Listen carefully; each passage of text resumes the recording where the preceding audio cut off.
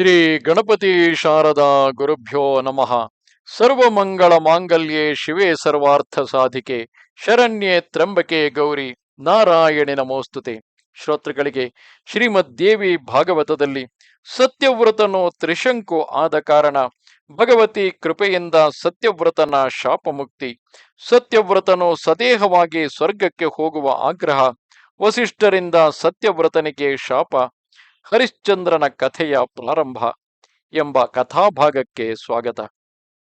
ವ್ಯಾಸರು ಹೇಳಿದರು, ರಾಜನೇ, ಆ ಮಹಾರಾಜ ಮಾಂಧಾತನು ಸತ್ಯ ಪ್ರತಿಜ್ಞಾ ಚಕ್ರವರ್ತಿಯಾದನು. ಇಡೀ ಬ್ರಹ್ಮಾಂಡದಲ್ಲಿ ಅವನ ವಿಜಯ ಪತಾಕೆ ಹಾರಾಡುತ್ತಿತ್ತು. ಅವನಿಗೆ ಹೆದರಿ ದರೋಡೆಕೋರರು, ಕಳ್ಳರು ಪರ್ವತಗಳ ಗುಹೆಯಲ್ಲಿ ಅಡಗಿಕೊಂಡರು. ಇದೇ ಅಭಿಪ್ರಾಯದಿಂದ ಇಂದ್ರನು ಇವನನ್ನು ತ್ರಸದ್ದಸ್ಯು ಎಂದು ವಿಖ್ಯಾತಗೊಳಿಸಿದನು. ಮಾಂಧಾತನ ಧರ್ಮಪತ್ನಿಯ ಹೆಸರು ಬಿಂದುಮತಿ ಎಂದಿತ್ತು. ಈಕೆಯು ಶಶಬಿಂದುವಿನ ಮುದ್ದಿನ ಮಗಳಾಗಿದ್ದಳು. ಇವಳು ಪತಿವ್ರತೆ, ಪರಮ ಸುಂದರಿ, ಎಲ್ಲ ಶುಭಲಕ್ಷಣಗಳಿಂದ ಸಂಪನ್ನಳಾಗಿದ್ದಳು.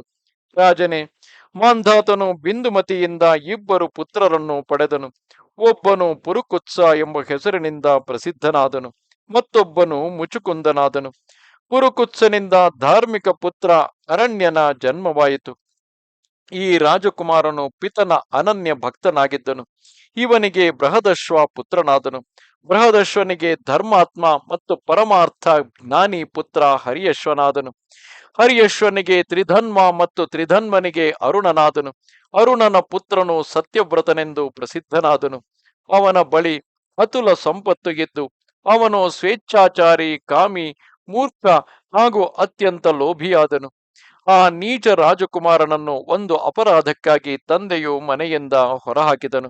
ಇತರ ಅಪರಾಧಗಳ ಕಾರಣದಿಂದ ವಸಿಷ್ಠರು, ಭೂಮಂಡಲದಲ್ಲಿ ನೀನು ತ್ರಿಶಂಕು ಎಂಬ ಹೆಸರಿನಿಂದ ಪ್ರಸಿದ್ಧನಾಗುವೆ, ನೀನು ಸಮಸ್ತ ಪ್ರಾಣಿಗಳಿಗೆ ಪೈಶಾಚಿಕ ರೂಪದಿಂದಲೇ ಕಂಡುಬರುವೆ ಎಂದು ಶಪಿಸಿದರು. ವ್ಯಾಸರು ಹೇಳುತ್ತಾರೆ, ರಾಜನೇ, ಹೀಗೆ ವಸಿಷ್ಠರಿಂದ ಶಾಪ ಪಡೆದು ಸತ್ಯವ್ರತನು ಕಠಿಣ ತಪಸ್ಸನ್ನು ಪ್ರಾರಂಭಿಸಿದನು. ಯಾರೋ ಓರ್ವ ಮುನಿಪುತ್ರನು ಅವನಿಗೆ ಶ್ರೇಷ್ಠ ಮಂತ್ರವನ್ನು ಉಪದೇಶಿಸಿದನು. ಪರಮ ಕಲ್ಯಾಣ ಸ್ವರೂಪಿಣಿ ಪ್ರಕೃತಿಮಯಿ ಭಗವತಿ ಜಗದಂಬೆಯನ್ನು ಧ್ಯಾನಿಸುತ್ತಾ ಆ ಮಂತ್ರವನ್ನು ಜಪಿಸತೊಡಗಿದನು. ಜನಮೇಜಯನು ಕೇಳಿದನು, ಮಹಾಮತೆ, ವಸಿಷ್ಠರು ಶಾಪವನ್ನು ಕೊಟ್ಟ ಮೇಲೆ ಆ ರಾಜಕುಮಾರ ತ್ರಿಶಂಕು ಶಾಪದಿಂದ ಹೇಗೆ ಮುಕ್ತನಾದನು? ಈ ಪ್ರಸಂಗವನ್ನು ನನಗೆ ದಯವಿಟ್ಟು ತಿಳಿಸಿರಿ. ವ್ಯಾಸರು ಹೇಳಿದರು, ರಾಜನೇ, ಶಾಪದಿಂದಾಗಿ ಸತ್ಯವ್ರತನಲ್ಲಿ ಪಿಶಾಚಿಯ ಎಲ್ಲ ಲಕ್ಷಣಗಳು ಕಂಡುಬಂದವು. ಆದರೆ ಅವನು ಭಗವತಿಯ ಆರಾಧನೆಯನ್ನು ಪ್ರಾರಂಭಿಸಿದನು. ಒಮ್ಮೆ ಸತ್ಯವ್ರತನು ನವಾಕ್ಷರ ಮಂತ್ರದ ಜಪವನ್ನು ಮುಗಿಸಿ ಹವನ ಮಾಡಲಿಕ್ಕಾಗಿ ಬ್ರಾಹ್ಮಣರ ಬಳಿಗೆ ಹೋಗಿ ಭಕ್ತಿಯಿಂದ ಅವರಿಗೆ ವಂದಿಸಿ ಹೇಳಿದನು, ಭೂಸುರರೇ, ನಾನು ನಿಮಗೆ ಶರಣು ಬಂದಿರುವೆನು. ನೀವು ನನ್ನ ಮಾತನ್ನು ಆಲಿಸಿರಿ. ಈಗ ಮಹಾನುಭಾವರಾದ ನೀವೆಲ್ಲರೂ ನನ್ನ ಯಜ್ಞದಲ್ಲಿ ಋತ್ವಿಜರಾಗುವ ಕೃಪೆ ಮಾಡಿರಿ. ನೀವು ವೇದದ ಜ್ಞಾನಿಗಳು, ಪರಮ ಕೃಪಾಳು ಆಗಿರುವಿರಿ. ಕಾರ್ಯದಲ್ಲಿ ಸಫಲತೆಯನ್ನು ಪಡೆಯಲು ವಿಧಿವತ್ತಾಗಿ ಜಪದ ದಶಾಂಶ ಹವನದ ವ್ಯವಸ್ಥೆ ನಿಮ್ಮನ್ನೇ ಅವಲಂಬಿಸಿದೆ. ವೇದಜ್ಞ ಶಿರೋಮಣಿ ಬ್ರಾಹ್ಮಣರೇ, ನನ್ನ ಹೆಸರು ಸತ್ಯವ್ರತ. ನಾನು ಒಬ್ಬ ರಾಜಕುಮಾರನಾಗಿದ್ದೇನೆ. ನಾನು ಚೆನ್ನಾಗಿ ಸುಖಿಯಾಗುವಂತೆ ನನ್ನ ಈ ಕಾರ್ಯವನ್ನು ನೀವು ನೆರವೇರಿಸಿಕೊಡಬೇಕು. ರಾಜಕುಮಾರ ಸತ್ಯವ್ರತನ ಮಾತನ್ನು ಕೇಳಿ ಬ್ರಾಹ್ಮಣರು ಹೇಳಿದರು, ಅಮ್ಮ, ನಿನ್ನ ಗುರುಗಳು ನಿನಗೆ ಶಾಪ ಕೊಟ್ಟಿರುವರು. ನಿನ್ನಲ್ಲಿ ಈಗ ಪೂರ್ಣ ಪೈಶಾಚಿಕತೆ ಬಂದಿದೆ. ನಿನ್ನಲ್ಲಿ ವೇದದ ಅಧಿಕಾರ ಉಳಿಯಲಿಲ್ಲ. ಆದ್ದರಿಂದ ನೀನು ಯಜ್ಞವನ್ನು ಮಾಡಲಾರೆ. ಏಕೆಂದರೆ ಪೈಶಾಚಿಕತೆಯು ಬಂದಾಗ ಪ್ರಾಣಿಯು ಎಲ್ಲ ಲೋಕಗಳಲ್ಲಿ ನಿಂದೆನೆಂದು ತಿಳಿಯುತ್ತಾನೆ. ವ್ಯಾಸರು ಹೇಳಿದರು, ಜನಮೇಜಯನೇ, ಬ್ರಾಹ್ಮಣರ ಈ ಮಾತನ್ನು ಕೇಳಿ ಸತ್ಯವ್ರತ ರಾಜನಿಗೆ ಅಸೀಮ ದುಃಖವಾಯಿತು. ಇಂದು ನನ್ನ ಜೀವನಕ್ಕೆ ಧಿಕ್ಕಾರವಿರಲಿ. ವನದಲ್ಲಿ ಇದ್ದು ನಾನು ಏನು ಮಾಡಲಿ? ತಂದೆಯು ನನ್ನನ್ನು ತ್ಯಜಿಸಿರುವನು. ಗುರುವಿನಿಂದ ಶಾಪಗ್ರಸ್ತನಾಗಿರುವೆನು. ರಾಜ್ಯದ ಮೇಲೆ ನನ್ನ ಅಧಿಕಾರ ಉಳಿಯಲಿಲ್ಲ. ಘೋರ ಪಿಶಾಚ ವೃತ್ತಿಯು ನನ್ನನ್ನು ಮುತ್ತಿಕೊಂಡಿದೆ. ಇಂತಹ ಸ್ಥಿತಿಯಲ್ಲಿ ನಾನೇನು ಮಾಡಲಿ ಎಂದು ಯೋಚಿಸಿದನು. ಹೀಗೆ ವಿಚಾರ ಮಾಡಿ ಆ ರಾಜಕುಮಾರನು ಕಟ್ಟಿಗೆಯನ್ನು ಒಟ್ಟುಗೂಡಿಸಿ ಒಂದು ದೊಡ್ಡ ಚಿತೆಯನ್ನು ನಿರ್ಮಿಸಿದನು. ಭಗವತಿ ಜಗದಂಬೆಯನ್ನು ಸ್ಮರಿಸಿ ಅವನು ಆ ಚಿತೆಯಲ್ಲಿ ಕುಳಿತುಕೊಳ್ಳಲು ಯೋಚಿಸಿದನು. ಬೆಂಕಿಯನ್ನು ಹಚ್ಚಿದಾಗ ಚಿತೆಯು ಉರಿಯತೊಡಗಿತು. ರಾಜಕುಮಾರ ಸತ್ಯವ್ರತನು ಮೊದಲಿಗೆ ಸ್ನಾನ ಮಾಡಿ ಚಿತೆಯ ಮುಂದೆ ನಿಂತು ಕೈಜೋಡಿಸಿ ಭಗವತಿ ಮಹಾಮಾಯೆಯನ್ನು ಸ್ಮರಿಸಿ ಅವನು ಚಿತೆಯಲ್ಲಿ ಕುಳಿತುಕೊಳ್ಳಲು ಹೊರಟನು. ರಾಜಕುಮಾರನು ಸಾಯಲು ಹಾತೊರೆಯುತ್ತಿರುವನೆಂದು ತಿಳಿದು ಸಾಕ್ಷಾತ್ ಭಗವತಿ ಜಗದಂಬೆಯು ಅವನ ಮುಂದೆ ಆಕಾಶದಲ್ಲಿ ಪ್ರಕಟಳಾದಳು. ಮಹಾರಾಜ, ಆಗ ಭಗವತಿಯು ಸಿಂಹಾರೂಢಳಾಗಿದ್ದಳು. ಸತ್ಯವ್ರತನಿಗೆ ದರ್ಶನ ಕೊಟ್ಟು ಮೇಘ ಗಂಭೀರ ವಾಣಿಯಿಂದ ನುಡಿದಳು. ದೇವಿಯು ಹೇಳುತ್ತಾಳೆ, ಸಾಧು, ನೀನು ಇದೇನು ಮಾಡುತ್ತಿರುವೆ? ಅಗ್ನಿಯಲ್ಲಿ ಶರೀರವನ್ನು ಹೋಮಿಸಬೇಡ. ಮಹಾನುಭಾವನೆ, ಈಗ ಶಾಂತವಾಗಿರು. ಈಗ ನಿನ್ನ ತಂದೆಯು ವೃದ್ಧರಾಗಿರುವರು. ವೀರನೇ, ಅವರು ನಿನಗೆ ರಾಜ್ಯವನ್ನು ಒಪ್ಪಿಸಿ ತಪಸ್ಸಿಗಾಗಿ ವನಕ್ಕೆ ಹೋಗುವರು. ರಾಜನೇ, ಖೇದ ಪಡಬೇಡ. ಇಂದಿನಿಂದ 3ನೇ ದಿನ ನಿನ್ನ ತಂದೆಯ ಮಂತ್ರಿಗಳು ನಿನ್ನನ್ನು ಕರೆದುಕೊಂಡು ಹೋಗಲು ಬರುವರು. ನನ್ನ ಕೃಪೆಯ ವಶೀಭೂತನಾಗಿ ರಾಜನು ನಿನಗೆ ಪಟ್ಟಾಭಿಷೇಕ ಮಾಡುವನು. ಬಳಿಕ ನಿನ್ನ ನಿಷ್ಕಾಮಿ ತಂದೆಯು ಬ್ರಹ್ಮಲೋಕಕ್ಕೆ ತೆರಳುವನು. ಇದು ನಿಶ್ಚಿತವಾಗಿದೆ. ವ್ಯಾಸರು ಹೇಳುತ್ತಾರೆ, ರಾಜನೇ, ಹೀಗೆ ಸತ್ಯವ್ರತನಲ್ಲಿ ಹೇಳಿ ಭಗವತಿಯು ಅಲ್ಲೇ ಅಂತರ್ಧಾನಳಾದಳು. ಸುಟ್ಟುಕೊಳ್ಳಲು ಹೊರಟ ರಾಜಕುಮಾರನು ನಿಂತು ಬಿಟ್ಟನು. ಆಗಲೇ ಮಹಾತ್ಮ ನಾರದರು ಅಯೋಧ್ಯೆಗೆ ಆಗಮಿಸಿದರು. ಅವರು ಮೊದಲಿಂದ ಕೊನೆಯವರೆಗಿನ ಎಲ್ಲ ವೃತ್ತಾಂತವನ್ನು ರಾಜನಿಗೆ ತಿಳಿಸಿದರು. ಪುತ್ರನು ಹೀಗೆ ಸಾಯಲು ಹೊರಟಿರುವನೆಂದು ಕೇಳಿದಾಗ ಮಹಾತ್ಮ ನರೇಶನ ಮನಸ್ಸಿಗೆ ತುಂಬಾ ಗ್ಲಾನಿಯಾಯಿತು. ಅವನು ಬಗೆ ಬಗೆಯಾಗಿ ಯೋಚಿಸಿದನು. ಮಹಾರಾಜ ಅರುಣನು ಮಂತ್ರಿಗಳಲ್ಲಿ ಹೇಳಿದನು, ನೀವು ನನ್ನ ಪುತ್ರ ಸತ್ಯವ್ರತನ ಅನುಪಮ ಕಾರ್ಯದಿಂದ ಪೂರ್ಣ ಅಪರಿಚಿತರಾಗಿರುವಿರಿ. ಆ ಬುದ್ಧಿವಂತ ಪುತ್ರನನ್ನು ನಾನು ವನಕ್ಕೆ ಹೋಗಲು ಆಜ್ಞೆ ಮಾಡಿದ್ದೆ. ಪರಮಾರ್ಥವನ್ನು ಚೆನ್ನಾಗಿ ತಿಳಿದ ಆ ಪುತ್ರನು ರಾಜ್ಯದ ಅಧಿಕಾರಿಯಾಗಿದ್ದರು. ನನ್ನ ಆಜ್ಞೆಯಂತೆ ಅವನು ಕೂಡಲೇ ಕಾಡಿಗೆ ಹೊರಟು ಹೋಗಿದ್ದನು. ನನ್ನ ಆ ಕ್ಷಮಾಶೀಲ ಕುಮಾರನು ಈಗ ಕಾಡಿನಲ್ಲೇ ನಿರ್ಧನನಾಗಿ ಕಾಲಕ್ಷೇಪ ಮಾಡುತ್ತಿದ್ದಾನೆ. ವಸಿಷ್ಠರು ಶಾಪವನ್ನು ಕೊಟ್ಟು ಅವನನ್ನು ಪಿಶಾಚಿಯಂತೆ ಮಾಡಿದ್ದರು. ಆ ದುಃಖದಿಂದ ಅತ್ಯಂತ ಗಾಬರಿಗೊಂಡು ಬೆಂಕಿಯಲ್ಲಿ ಸುಟ್ಟುಕೊಳ್ಳಲು ಹೊರಟಿದ್ದನು.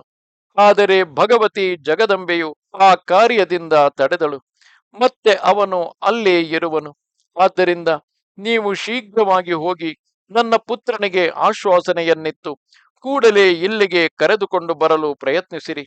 ನನ್ನ ಆ ಔರಸ ಪುತ್ರನು ಪ್ರಜೆಯನ್ನು ರಕ್ಷಿಸಲು ಪೂರ್ಣ ಕುಶಲನಾಗಿದ್ದಾನೆ.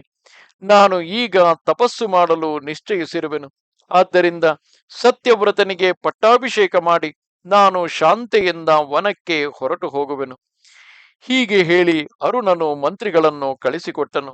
ಆಗ ರಾಜಕುಮಾರನನ್ನು ಕರೆಸಿಕೊಳ್ಳುವ ಹಂಬಲ ಅವನಲ್ಲಿ ಉಂಟಾಗಿತ್ತು. ಅವನ ಮನಸ್ಸಿನಲ್ಲಿ ಸತ್ಯವ್ರತನ ಕುರಿತು ಅಪಾರ ಪ್ರೇಮ ಉಮ್ಮಳಿಸಿತ್ತು. ಅನಂತರ ಮಂತ್ರಿಗಳು ಹೋಗಿ ರಾಜಕುಮಾರನಿಗೆ ಆಶ್ವಾಸನೆಯನ್ನಿತ್ತು ಸಮ್ಮಾನದಿಂದ ಅಯೋಧ್ಯೆಗೆ ಕರೆದುಕೊಂಡು ಬಂದರು. ರಾಜ ಅರುಣನು ನೋಡಿದನು. ಸತ್ಯವ್ರತನು ಬಹಳ ದುರ್ಬಲನಾಗಿದ್ದನು. ಅವನ ಶರೀರದಲ್ಲಿ ಕೊಳಕಾದ ಬಟ್ಟೆಗಳಿದ್ದವು. ಬೆಳೆದ ಕೂದಲು ಜಟೆ ಕಟ್ಟಿಕೊಂಡಿದ್ದವು. ಅವನು ಅತಿ ಚಿಂತಾತುರ ಮತ್ತು ಭಯಂಕರನಾಗಿ ಕಾಣುತ್ತಿದ್ದನು. ಮತ್ತೆ ರಾಜನು, ನಾನು ಇವನನ್ನು ವನವಾಸಿಯಾಗಿಸಿ ಎಷ್ಟು ನಿಷ್ಠುರ ಕರ್ಮ ಮಾಡಿಬಿಟ್ಟೆ.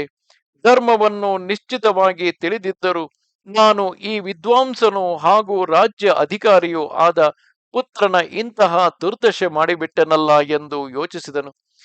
ರಾಜನೇ, ಹೀಗೆ ಮನಸ್ಸಿನಲ್ಲೇ ಆಲೋಚಿಸಿದ ಬಳಿಕ ಮಹಾರಾಜ ಅರುಣನು ರಾಜಕುಮಾರ ಸತ್ಯವ್ರತನನ್ನು ಬಿಗಿದಪ್ಪಿಕೊಂಡನು.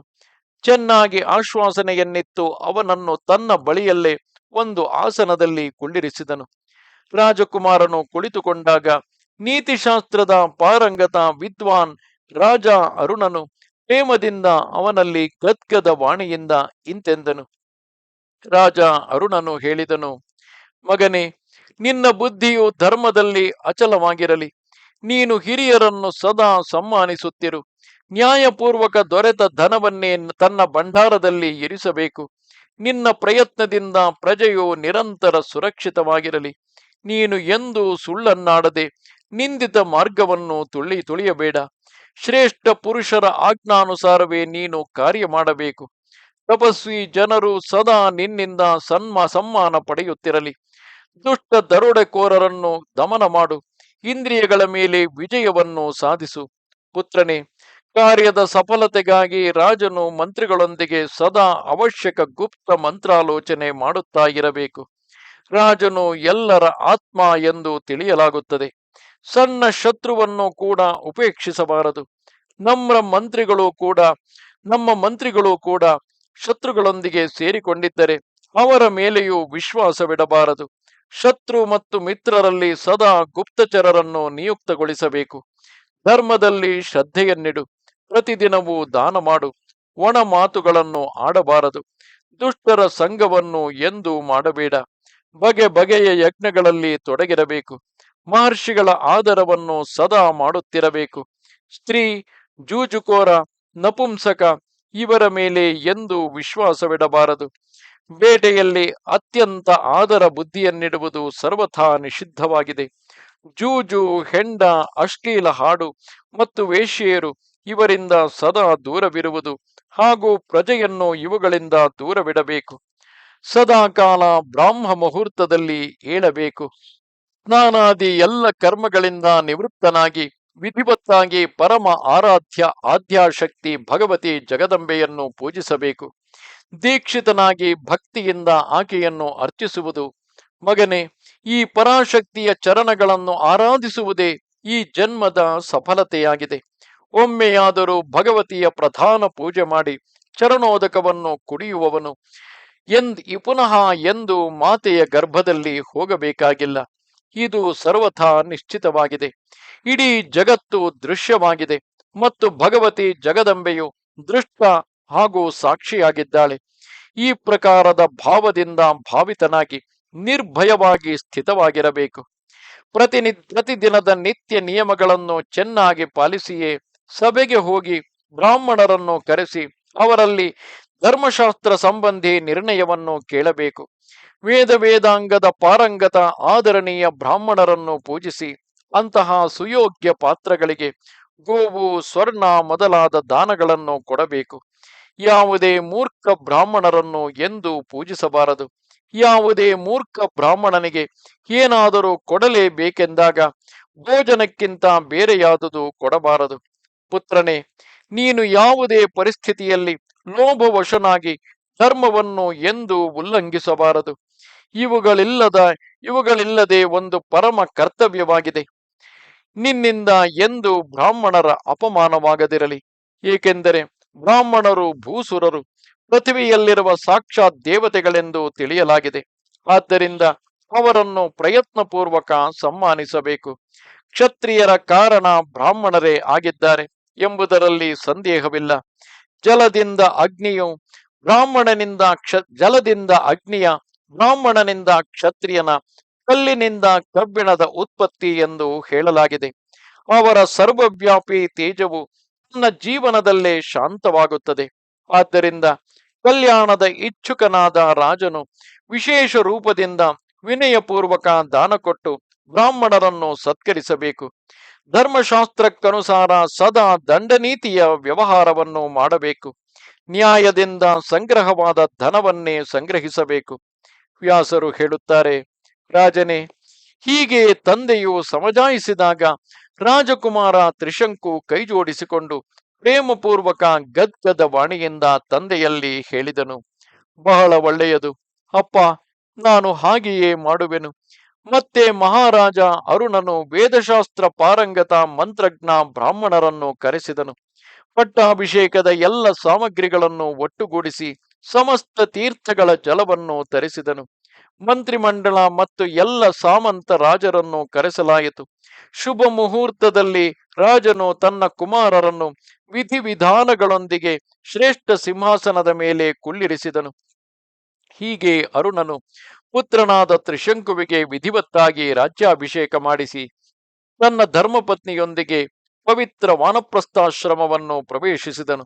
ಅವನು ಗಂಗಾ ತೀರಕ್ಕೆ ಹೋಗಿ ಅಲ್ಲಿ ಕಠೋರವಾದ ತಪಸ್ಸನ್ನು ಪ್ರಾರಂಭಿಸಿದನು. ಆಯಸ್ಸು ಮುಗಿದಾಗ ಅವನು ಸ್ವರ್ಗಕ್ಕೆ ತೆರಳಿದನು. ದೇವತೆಗಳು ಅವನನ್ನು ಸ್ವಾಗತಿಸಿದರು. ಇಂದ್ರಾಸನದ ಪಕ್ಕದಲ್ಲಿ ಅವನಿಗೆ ಸ್ಥಾನ ದೊರಕಿತು.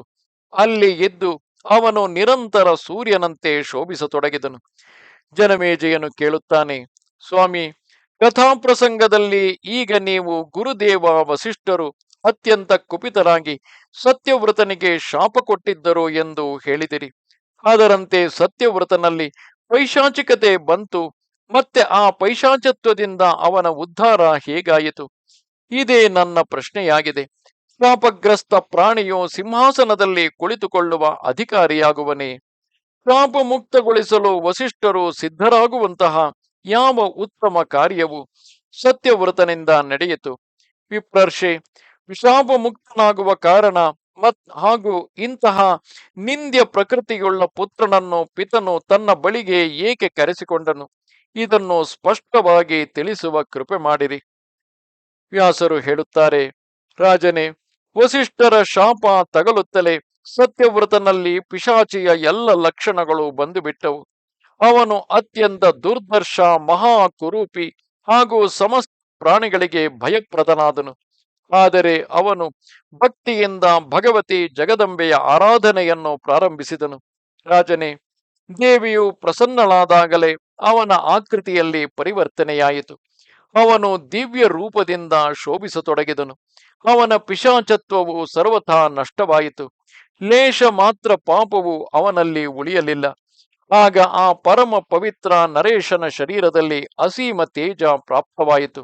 ಏಕೆಂದರೆ ಭಗವತಿಯ ಅಮೃತಮಯ ಕೃಪೆಯು ಅವನಿಗೆ ದೊರಕಿತ್ತು. ಇಷ್ಟೇ ಅಲ್ಲ, ಭಗವತಿಯ ಕೃಪೆಯಿಂದ ವಸಿಷ್ಠರು ಸತ್ಯವ್ರತನ ಮೇಲೆ ಪ್ರಸನ್ನರಾದರು. ಹಾಗೂ ಅವನು ತಂದೆಗೂ ಪೂರ್ಣ ಪ್ರೀತಿಪಾತ್ರನಾದನು. ತಂದೆಯು ತೀರಿ ಹೋದಾಗ ಆ ಧರ್ಮಾತ್ಮ ನರೇಶನು ರಾಜ್ಯದ ವ್ಯವಸ್ಥಾಪಕನಾದನು. ಅವನು ಅನೇಕ ಪ್ರಕಾರದ ಯಜ್ಞಗಳ ಮೂಲಕ ಸನಾತನ ಸ್ವರೂಪ ದೇವೇಶ್ವರಿ ಭಗವತಿ ಜಗದಂಬೆಯನ್ನು ಪೂಜಿಸಿದನು. ಆ ರಾಜ ತ್ರಿಶಂಕುವಿನ ಪುತ್ರ ಹರಿಶ್ಚಂದ್ರನಾದನು. ಅವನು ಅಸೀಮ ಸುಂದರನಾಗಿದ್ದು ಶಾಸ್ತ್ರೀಯ ಎಲ್ಲ ಶುಭ ಲಕ್ಷಣಗಳು ಅವನಲ್ಲಿದ್ದವು. ಕೆಲವು ದಿವಸಗಳು ಬಳಿಕ ತನ್ನ ಪುತ್ರನನ್ನು ಯುವರಾಜನನ್ನಾಗಿಸಿ ಮಾನವ ಶರೀರದಿಂದಲೇ ಸ್ವರ್ಗದ ಸುಖಗಳನ್ನು ಅನುಭವಿಸುವ ಇಚ್ಛೆ ರಾಜ ತ್ರಿಶಂಕುವಿನಲ್ಲಿ ಜಾಗೃತವಾಯಿತು. ಆಗ ಆ ರಾಜನು ವಸಿಷ್ಠರ ಆಶ್ರಮಕ್ಕೆ ಹೋದನು.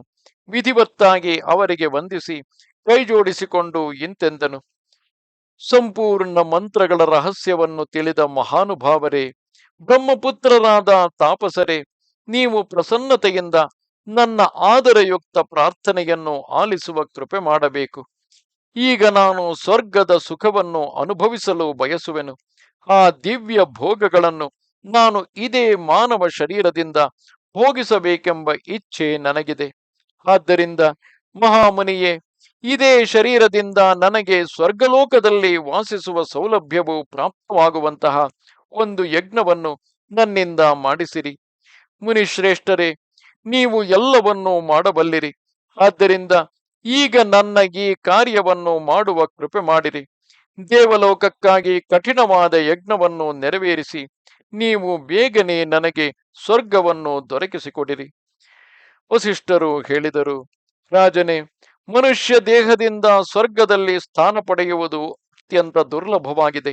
ಕಾರಣ ಸತ್ತ ಮೇಲೆಯೇ ಪುಣ್ಯ ಕರ್ಮಗಳ ಪ್ರಭಾವದಿಂದ ಸ್ವರ್ಗದಲ್ಲಿ ವಾಸಿಸುವ ಅವಕಾಶ ದೊರೆಯುತ್ತದೆ ಎಂಬ ಸ್ಪಷ್ಟ ಘೋಷಣೆಗಿದೆ. ಆದ್ದರಿಂದ ಸರ್ವಜ್ಞ ನರೇಶನೇ, ನಿನ್ನ ಈ ದುರ್ಲಭ ಮನೋರಥವನ್ನು ಪೂರ್ಣಗೊಳಿಸಲು ನಾನು ಹೆದರುತ್ತಿರುವೆನು. ಏಕೆಂದರೆ ಜೀವಂತನಾಗಿರುವ ಪುರುಷನಿಗೆ ಅಪ್ಸರೆಯರೊಂದಿಗೆ ಇರುವ ಅವಕಾಶ ಪ್ರಾಪ್ತವಾಗುವುದು ಎಂದಿಗೂ ಸಂಭವವಿಲ್ಲ. ಮಹಾನುಭಾವನೆ, ನೀನು ಯಜ್ಞ ಮಾಡು. ಈ ಶರೀರ ಶಾಂತವಾದ ಬಳಿಕ ನಿನಗೆ ಸ್ವರ್ಗ ಸಿಗಬಹುದು. ವ್ಯಾಸರು ಹೇಳಿದರು, ರಾಜನೇ, ವಸಿಷ್ಠರ ಮಾತನ್ನು ಕೇಳಿ ರಾಜ ತ್ರಿಶಂಕುವಿನ ಮನಸ್ಸು ಅತ್ಯಂತ ಕ್ಷುಬ್ಧವಾಯಿತು. ಆದ್ದರಿಂದ ಅವನು ಕ್ರೋಧಗೊಂಡು ಮುನಿಯಲ್ಲಿ ಪುನಃ ಹೇಳಿದನು, ಬ್ರಹ್ಮನ್, ನೀವು ಅಭಿಮಾನ ವಶದಿಂದ ನನ್ನ ಯಜ್ಞವನ್ನು ಮಾಡಲು ಬಯಸದಿದ್ದರೆ ನಾನು ಬೇರೆ ಪುರೋಹಿತನನ್ನು ನೇಮಿಸಿ ಯಜ್ಞವನ್ನು ನೆರವೇರಿಸುವೆನು. ತ್ರಿಶಂಕುವಿನ ಮಾತನ್ನು ಕೇಳಿ ಮುನಿವರ ವಸಿಷ್ಠರು ಅವನಿಗೆ ತತ್ಕ್ಷಣ ಶಾಪವನ್ನು ಕೊಟ್ಟರು. ದುರ್ಮತಿಯೇ, ನೀನು ಈಗಲೇ ಚಾಂಡಾಲನಾಗು. ಇದೇ ಶರೀರದಲ್ಲಿ ಈಗಿಂದೀಗಲೇ ನಿನಗೆ ಚಾಂಡಾಲ ವೃತ್ತಿಯು ಉಂಟಾಗಲಿ. ಸನ್ಮಾರ್ಗವನ್ನು ದೂಷಿತಗೊಳಿಸುವ ಧರ್ಮಧ್ವಜಿ ನರೇಶನೇ, ನೀನು ಮಹಾಪಾಪಿಯಾಗಿರುವೆ. ಸತ್ತ ಮೇಲೆಯೂ ನೀನು ಯಾವ ಪ್ರಕಾರದಿಂದಲೂ ಸ್ವರ್ಗವನ್ನು ಪಡೆಯಲಾರೆ. ವ್ಯಾಸರು ಹೇಳುತ್ತಾರೆ, ರಾಜನೇ, ಗುರುಗಳಾದ ವಸಿಷ್ಠರು ಹೀಗೆ ಹೇಳಿದಾಕ್ಷಣ ತ್ರಿಶಂಕುವು ಅದೇ ಶರೀರದಿಂದ ಚಾಂಡಾಲನಾದನು. ಅವನ ಕಿವಿಯಲ್ಲಿದ್ದ ರತ್ನಮಯ ಕುಂಡಲಗಳು ಕಲ್ಲಿನಂತೆ ಆಗಲು ತಡವಾಗಲಿಲ್ಲ. ದೇಹದಲ್ಲಿ ಹೆಚ್ಚಿದ ಸುಗಂಧವು ದುರ್ಗಂಧಿತವಾಯಿತು. ಅವನು ತೊಟ್ಟ ದಿವ್ಯ ಪೀತಾಂಬರವು ಕಪ್ಪಾಗಿ ಹೋಯಿತು. ಮಹಾತ್ಮ ವಸಿಷ್ಠರ ಶಾಪವು ಅವನನ್ನು ಗಜಕರ್ಣನನ್ನಾಗಿಸಿತು. ರಾಜನೇ, ವಸಿಷ್ಠರು ಭಗವತಿ ಜಗದಂಬೆಯನ್ನು ಉಪಾಸಿಸುತ್ತಿದ್ದರು. ಆದ್ದರಿಂದ ಅವರ ರೋಷದ ಫಲ ಹೀಗೆ ಪ್ರಕಟವಾಯಿತು. ಆದ್ದರಿಂದ ಭಗವತಿಯ ಭಕ್ತರ ಅಪಮಾನವನ್ನು ಎಂದೂ ಮಾಡಬಾರದು. ಮುನಿವರ ವಸಿಷ್ಠರು ತುಂಬು ನಿಷ್ಠೆಯಿಂದ ಗಾಯತ್ರಿಯ ಜಪ ಮಾಡುತ್ತಿದ್ದರು. ರಾಜನೇ, ಆಗ ತನ್ನ ನಿಂದನೀಯ ಶರೀರವನ್ನು ನೋಡಿ ತ್ರಿಶಂಕು ಖಿನ್ನನಾದನು. ಅವನ ಸ್ಥಿತಿ ದಯನೀಯವಾಯಿತು. ಆದ್ದರಿಂದ ಮುನಿಯ ಆಶ್ರಮದಿಂದ ಮನೆಗೆ ಹೋಗದೆ ಕಾಡಿಗೆ ಹೊರಟು ಹೋದನು. ಶೋಕ ವಿಹ್ವಲನಾಗಿ ಅವನು ಮನಸ್ಸಿನಲ್ಲಿಯೇ ಅಂದುಕೊಂಡನು, ಏನು ಮಾಡಲಿ, ಎಲ್ಲಿಗೆ ಹೋಗಲಿ? ನನ್ನ ಈ ಶರೀರವು ಸರ್ವಥಾ ನಿಂದ್ಯವಾಗಿ ಹೋಗಿದೆ. ನನ್ನ ಈ ದುಃಖವು ದೂರವಾಗುವಂತಹ ಯಾವ ಉಪಾಯವೂ ನನಗೆ ತೋರುತ್ತಿಲ್ಲ. ಇಂತಹ ಸ್ಥಿತಿಯಲ್ಲಿ ನಾನು ಮನೆಗೆ ಹೋದರೆ ನನ್ನನ್ನು ನೋಡಿ ಪುತ್ರನು ದುಃಖಿಯಾಗುವನು. ಚಾಂಡಾಲ ವೇಷದಲ್ಲಿ ನೋಡಿದ ಪತ್ನಿಯು ನನ್ನನ್ನು ಸ್ವೀಕರಿಸಲಾರಳು. ಮಂತ್ರಿಗಳು ಅನಾದರಿಸುವರು. ಜ್ಞಾತಿ ಬಾಂಧವರು ನನ್ನನ್ನು ತೊರೆದು ಬಿಡುವರು. ಎಲ್ಲರಿಂದ ಬೇರೆಯಾಗಿಯೇ ನಾನು ಇರಬೇಕಾದೀತು. ಇಂತಹ ಸ್ಥಿತಿಯಲ್ಲಿ ಬದುಕಿರುವುದಕ್ಕಿಂತ ಸಾಯುವುದೇ ಒಳ್ಳೆಯದು. ಆತ್ಮಹತ್ಯೆಯ ವಿಚಾರ ಬರುತ್ತಲೇ ಇನ್ನೊಂದು ವಿಚಾರ ಬಂತು. ಆತ್ಮಹತ್ಯೆ ಮಾಡಿಕೊಳ್ಳುವುದರಿಂದ ಜನ್ಮ ಜನ್ಮಾಂತರಗಳಲ್ಲಿ ಪುನಃ ಚಾಂಡಾಲನಾಗಬೇಕಾಗುವುದು. ಆತ್ಮಹತ್ಯೆಯ ದೋಷದಿಂದ ನಾನು ಶಾಪದಿಂದ ಎಂದಿಗೂ ಮುಕ್ತನಾಗಲಾರೆ. ಹೀಗೆ ಯೋಚಿಸಿದ ಬಳಿಕ ರಾಜನು ಪುನಃ ಸಾವಧಾನನಾಗಿ ವಿಚಾರ ಮಾಡಿದನು. ಈಗ ಆತ್ಮಹತ್ಯೆ ಮಾಡುವುದು ನನಗೆ ಸರ್ವಥಾ ಅನುಚಿತವಾಗಿದೆ. ಕಾಡಿನಲ್ಲಿದ್ದು ಮಾಡಿದ ನನ್ನ ಕೆಟ್ಟ ಕರ್ಮವನ್ನು ಅನುಭವಿಸುವುದೇ ಸರಿ. ಏಕೆಂದರೆ ಭೋಗಿಸಿದಾಗ ಈ ಕೆಟ್ಟ ಕರ್ಮದ ಫಲವು ಸರ್ವಥಾ ಮುಗಿದು ಹೋದೀತು. ಭೋಗದಿಂದಲೇ ಪ್ರಾರಬ್ಧ ಕರ್ಮವು ಸಮಾಪ್ತವಾಗುತ್ತದೆ. ಭೋಗಿಸದಿದ್ದರೆ ಬಿಡುಗಡೆ ಅಸಂಭವವೇ ಆಗಿದೆ. ಅದಕ್ಕಾಗಿ ಮಾಡಿದ ಶುಭ ಮತ್ತು ಅಶುಭ ಕರ್ಮಗಳಾದರೂ ನಾನು ಭೋಗಿಸಲೇಬೇಕು. ಆದ್ದರಿಂದ ಈಗ ನಾನು ಈ ಪವಿತ್ರ ಆಶ್ರಮದ ಸಮೀಪದಲ್ಲೇ ಇದ್ದು ತೀರ್ಥಗಳನ್ನು ಸೇವಿಸುತ್ತಾ ಭಗವತಿ ಜಗದಂಬೆಯನ್ನು ಸ್ಮರಿಸುತ್ತಾ ಸಂತ ಪುರುಷರನ್ನು ಸತ್ಕರಿಸುವೆನು. ಕಾಡಿನಲ್ಲಿದ್ದು ಹೀಗೆ ಆಚರಣ ಮಾಡುವುದರಿಂದ ನನ್ನ ಸಂಚಿತ ಕರ್ಮವು ಅವಶ್ಯವಾಗಿ ಮುಗಿದು ಹೋದೀತು. ಭಾಗ್ಯದಿಂದ ಯಾವನಾದರೂ ಮಹಾತ್ಮ ಪುರುಷನು ಎಂದಾದರೂ ಸಿಗುವ ಸಂಭವವಿದೆ. ಹೀಗೆ ಯೋಚಿಸಿ ರಾಜ ತ್ರಿಶಂಕು ತನ್ನ ನಗರವನ್ನು ತ್ಯಜಿಸಿ ಗಂಗಾ ತೀರಕ್ಕೆ ಹೋಗಿ ಅಲ್ಲೇ ನೆಲೆಸಲು ವ್ಯವಸ್ಥೆ ಮಾಡಿಕೊಂಡನು. ಆಗ ತಂದೆಯ ಶಾಪದ ಕಾರಣವನ್ನು ತಿಳಿದು ಹರಿಶ್ಚಂದ್ರನ ಮನಸ್ಸಿನಲ್ಲಿ ಬಹಳ ಅಶಾಂತಿ ಉಂಟಾಗಿತು. ಅವನು ತನ್ನ ಮಂತ್ರಿಗಳನ್ನು ಕಾಡಿನಲ್ಲಿ ತ್ರಿಶಂಕುವಿನ ಬಳಿಗೆ ಕಳಿಸಿದನು. ಮಂತ್ರಿಗಳು ಶೀಘ್ರವಾಗಿ ರಾಜನ ಬಳಿಗೆ ಹೋಗಿ ನಮ್ರತೆಯಿಂದ ಪ್ರಣಾಮ ಮಾಡಿ ಹೇಳತೊಡಗಿದರು. ಆಗ ಚಾಂಡಾಲ ವೇಷವುಳ್ಳ ತ್ರಿಶಂಕು ಪದೇ ಪದೇ ನೆಟ್ಟುಸಿರು ಬಿಡುತ್ತಿದ್ದನು. ಮಂತ್ರಿಗಳು ಹೇಳಿದರು, ರಾಜನೇ, ನಿಮ್ಮ ಪುತ್ರನ ಆಜ್ಞೆಯಂತೆ ನಾವು ಇಲ್ಲಿಗೆ ಬಂದಿರುವೆವು. ನಾವು ಹರಿಶ್ಚಂದ್ರನ ಆಜ್ಞಾಪಾಲಕ ಮಂತ್ರಿಗಳಾಗಿದ್ದೇವೆ ಎಂದು ತಿಳಿಯಿರಿ. ರಾಜನೇ, ನಿಮ್ಮ ಪುತ್ರ ಹರಿಶ್ಚಂದ್ರನು ಈಗ ಯುವರಾಜನಾಗಿ ಪ್ರತಿಷ್ಠಿತನಾಗಿರುವನು. ಅವನು ಹೇಳಿದುದನ್ನು ಕೇಳಿರಿ. ಅವನು ಹೇಳಿರುವನು, ನೀವು ನನ್ನ ಪಿತನನ್ನು ಸಮ್ಮಾನಪೂರ್ವಕ ಇಲ್ಲಿಗೆ ಕರೆದುಕೊಂಡು ಬನ್ನಿ. ಆದ್ದರಿಂದ ರಾಜನೇ, ಈಗ ನೀವು ಎಲ್ಲ ಚಿಂತೆಗಳನ್ನು ಬಿಟ್ಟು ತಮ್ಮ ರಾಜ್ಯಕ್ಕೆ ಬರುವ ಕೃಪೆ ಮಾಡಿರಿ. ಸಂಪೂರ್ಣ ಮಂತ್ರಿಗಳು ಪ್ರಜೆಗಳು ನಿಮ್ಮ ಸೇವೆ ಮಾಡುವರು. ನಾವು ಗುರು ವಸಿಷ್ಠರನ್ನು ಪ್ರಸನ್ನಗೊಳಿಸಲು ಪ್ರಯತ್ನಿಸುವೆವು. ಅದರಿಂದ ಅವರ ದಯೆ ಪ್ರಾಪ್ತವಾಗುವುದು. ಆ ಮಹಾ ತೇಜಸ್ವಿ ಗುರುಗಳು ಪ್ರಸನ್ನರಾಗಿ ನಿಮ್ಮ ದುಃಖ ದೂರ ಮಾಡುವರು. ರಾಜ, ನಿಮ್ಮ ಪುತ್ರನು ಇದನ್ನು ಪದೇ ಪದೇ ಹೇಳಿರುವನು. ಆದ್ದರಿಂದ ಇದು ನಿಮಗೆ ಒಪ್ಪಿಗೆಯಾದರೆ ಈಗಲೇ ತಮ್ಮ ಅರಮನೆಗೆ ನಡೆಯಿರಿ. ವ್ಯಾಸರು ಹೇಳುತ್ತಾರೆ, ರಾಜನೇ, ಚಾಂಡಾಲ ವೇಷವುಳ್ಳ ಆ ರಾಜ ತ್ರಿಶಂಕುವು ಮಂತ್ರಿಗಳ ಮಾತನ್ನು ಕೇಳಿಕೊಂಡನು. ಆದರೆ ನಗರಕ್ಕೆ ಹೋಗುವ ಇಚ್ಛೆ ಅವನಲ್ಲಿ ಉಂಟಾಗಲಿಲ್ಲ. ಅವನು ಮಂತ್ರಿಗಳಲ್ಲಿ ಹೇಳಿದನು, ಸಚಿವರಿರ, ನೀವು ನಗರಕ್ಕೆ ಮರಳಿ ಹೋಗಿರಿ. ಮತ್ತು ನಾನು ಹೇಳಿದಂತೆ ಹರಿಶ್ಚಂದ್ರನಲ್ಲಿ ಹೇಳಿರಿ, ಪುತ್ರನೇ, ನಾನು ಬರಲಾರೆ.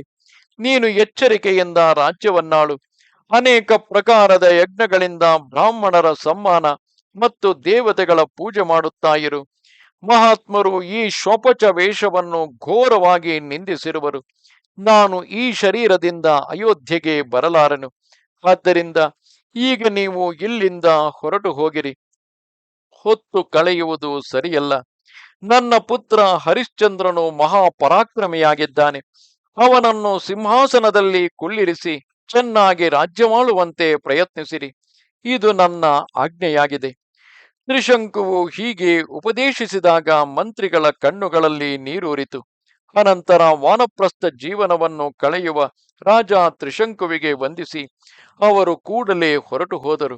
ಅಯೋಧ್ಯೆಗೆ ಬಂದು ರಾಜಕುಮಾರ ಹರಿಶ್ಚಂದ್ರನಿಗೆ ರಾಜ್ಯದ ಪಟ್ಟಾಭಿಷೇಕ ಮಾಡಿದರು. ರಾಜನ ಆಜ್ಞೆಯಂತೆ ಮಂತ್ರಿಗಳು ಹರಿಶ್ಚಂದ್ರನಿಗೆ ಪಟ್ಟಾಭಿಷೇಕ ಮಾಡಿದಾಗ ಆ ಪರಮ ತೇಜಸ್ವಿ ಧರ್ಮಾತ್ಮ ನರೇಶನು ರಾಜ್ಯಭಾರದ ಸೂತ್ರವನ್ನು ಕೈಗೆತ್ತಿಕೊಂಡನು. ಆಗಲೂ ಕೂಡ ತಂದೆಯ ದಯನೀಯ ಸ್ಥಿತಿಯ ಕುರಿತು ಅವನ ಮನಸ್ಸಿನಲ್ಲಿ ವಿಚಾರ ನಡೆಯುತ್ತಿತ್ತು. ನಮಸ್ತೆ ಶಾರದೆ ದೇವಿ, ಕಾಶ್ಮೀರ ಪುರವಾಸಿನಿ, ತ್ವಾಮಹಂ ಪ್ರಾರ್ಥಯೇ ನಿತ್ಯಂ, ವಿದ್ಯಾದಾನಂಚ ದೇಹಿಮೆ.